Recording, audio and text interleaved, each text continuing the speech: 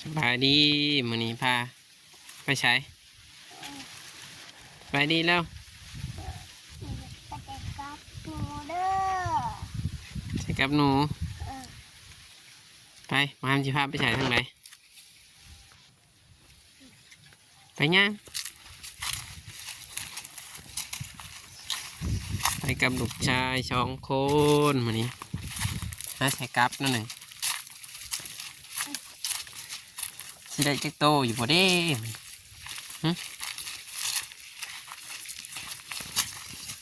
พี่ตามีหนูอยู่บนหนึ่งพามา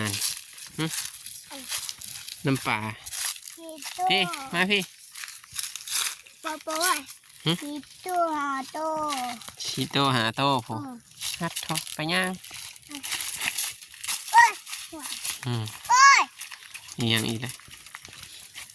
ถุงกับของคอปะย่างไปทางไหนผู้ย่างผู้ไปบุญที่ลงมาทางเป็นเอาปากกระแดงก็จะกบเอาปากกระแดงก็จะกบโอ้ยไปใส่กบมีกบได้กบเดี๋ยวใส่เอาผักขะแยงไปใส่กบประชันพอไปย่างโอ้ยเอาไปยังดิกบหอมอีกกบพันได้พอโตก็ได้ได้พอโตหนูพันได้พอโตดิก็ไม่ได้แต่พอโตวะไปย่างเอ้ยนี่เราหายเลยนะนุกเคมันจะยิงมันจะได้ลูกเด็กกันนะแต่ยิงอะไรเนาะมียังยิงมันอยู่บ่โอ้ยไปพี่มาทางพี่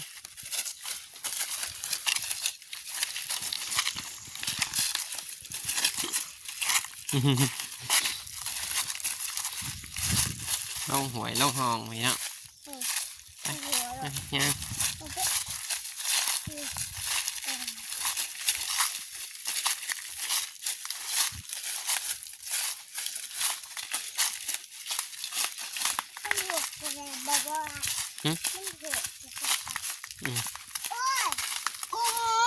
คุ้มยังหวย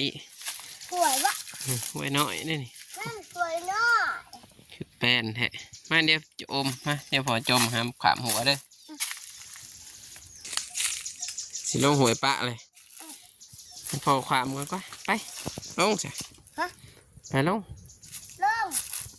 อ๋ออย่าพลาดจะหลุดลงโอ้ยหลุดลงหวย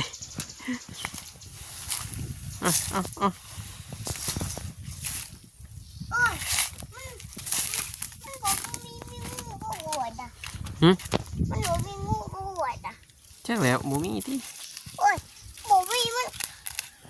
กันมีมันจะกบเด็กงูนะมีมันครบบ่งูกันงูมีเอื้อนบาปโอ้ยโอ้ยเมื่อยเมื่อยหัวยับขึ้นจะขึ้นไปยังพี่ไปทางเทิงพี่เกาะไปออกมาโอ้ยลูกชายทุกมาบอกว่า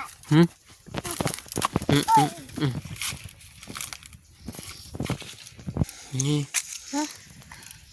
เฮ้ยเขาจะหายดิไปบนคือเร็วนี่มาโหยเขาไว้เนาะก็โหยเขาไว้มันเก็ตเปิดเลยหนูเก็ตเดี๋ยวกินมาเดี๋ยวพอจะใส่กับบ้างอยากเบิ่งนี่ก็ได้หนูเจ็ดบะโอ้ยบ่เมื่อบ่ไปมานะไหมฮะบ่เมื่อบ่เลาะไปอีกผู้เลาะลงไปกับยังบอพี่ลงไปพี่เบิ่งฮะก็ไผ่วิตามินอยู่ปะ ไปย่างย่างพูดแล้วพูด มันบ่มีวิตามิน หึ มันบ่มีวิตามิน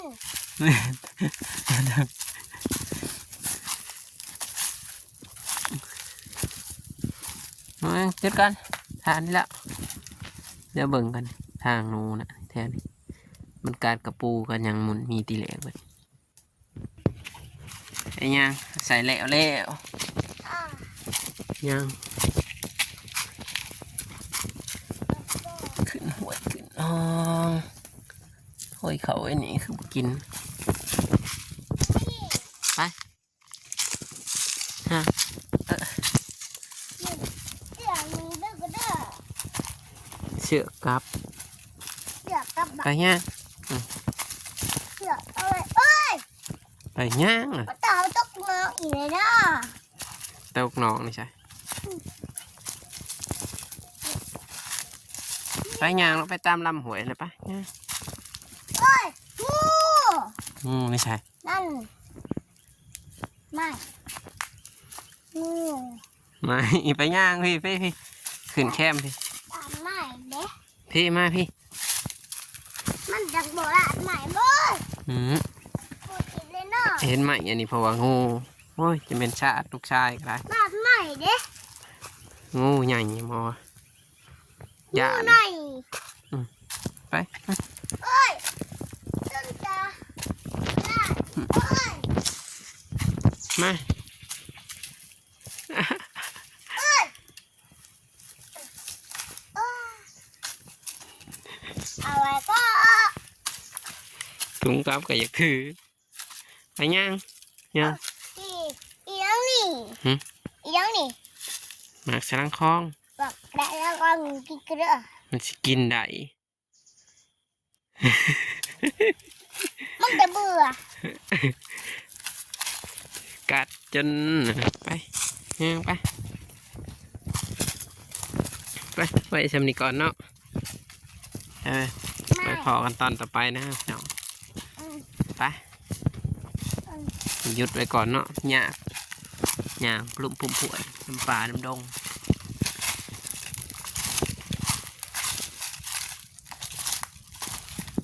ก็ หึ ไปจะไปตำนานได้ดิ ไป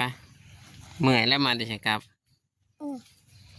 จากมาหอดเถียงเนาะพาลูกชายมาหอดเถียงไปไหลงัวแผลนไหลงัวเขาข้อนี่มาพี่ไปยังนะ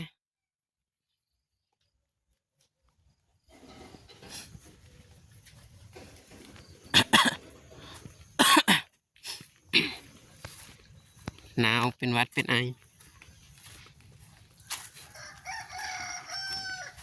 งัวเขาข้อ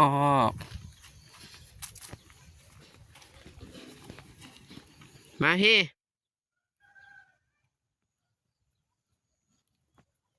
นั่งเด้อ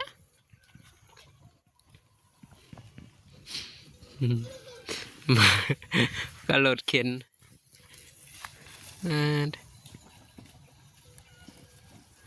ฉุกอยู่วัดมือก็ได้รถเข็นน่ะปุ่นปาดโท กินดูหิน ฮะ ไอเอไปบอกไว้ ไปย่างได้ไหม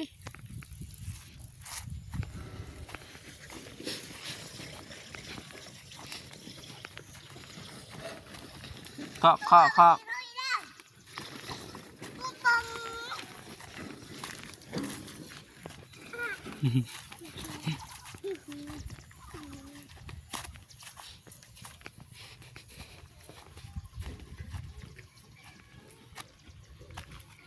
ปุ่นที่ฉุกลงเหว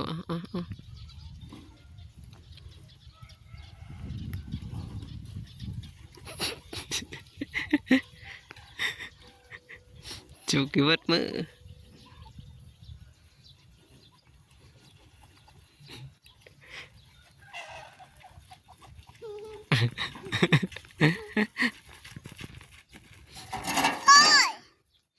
ปั้นน่ะจมเมื่อยไปใช้กับน้ำพอมาเมื่อยปั้นน่ะเอา มันก็สิหมุนซะแล้ว รถเป็ดนังมันตังบ่ไป อ้าวมันต้องบ่สุกแห้งสิไปบ่ มันตังกินมันตังกินโคตรกิน ไปเดี๋ยวลองไปฉลายงัวก่อน นี่ก็ได้ ไปไล่งัวก่อนเดี๋ยวไปแยกฉุกมานำอยู่พี่นี่ฉุกเมื่อไหร่แล้วบัดนี้ฉุกแลนนี่ไปมันเจียวขึ้นข้างหน้าได้อีกวะ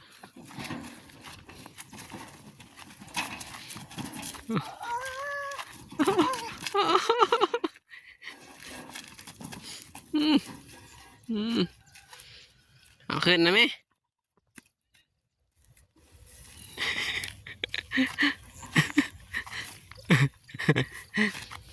โอ้ยรถมันเป็นนังตังบุกุนเนาะ โอ้ขึ้นรถเป็นยังจมูกขึ้นนอกเลยนะ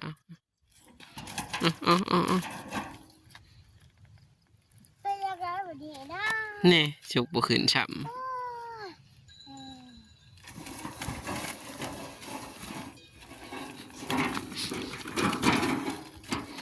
ำทำไหมมาหอยฉุกขึ้นไหน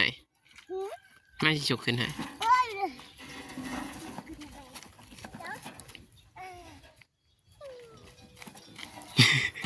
นะ ฉุกขึ้นไหนนะเมื่อยเลยใช้เมื่อยเลยบ่เมื่อยดุ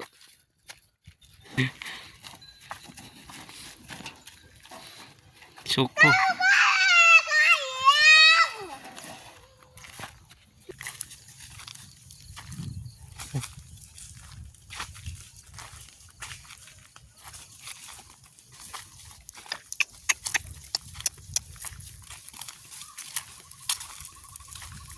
หัวจักขอบได้มาเองคำเลยมาอะไรเขาขอบต่อ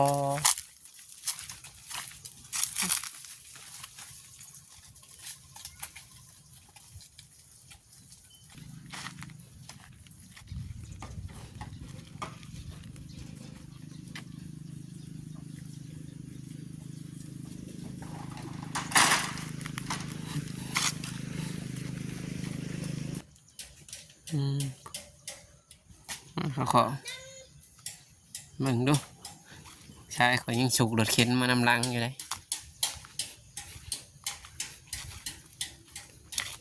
มัวเป็นยังก่อนหนึ่งเป็นยังก่อนเมื่อยแห้งบ่ได้ว่าโอ้มีแต่ห้องเอา โอ้ยเนาะบักปีบักปลา สบายดีด้วยสบายดีปลาลงด้วย ปลานะ เมื่อย เออ ว่าด้วยหน่อย เจ้า ปิน เมื่อยแห้ง โอ้ยเนาะบักปีบักโป บายบายดูบายบายนี่เดี๋ยวบายบาย ปลา โอ้ยฉุกกับหมักบ้านเอาไปใส่ในตีนโหลดอีกได้แม่นคัก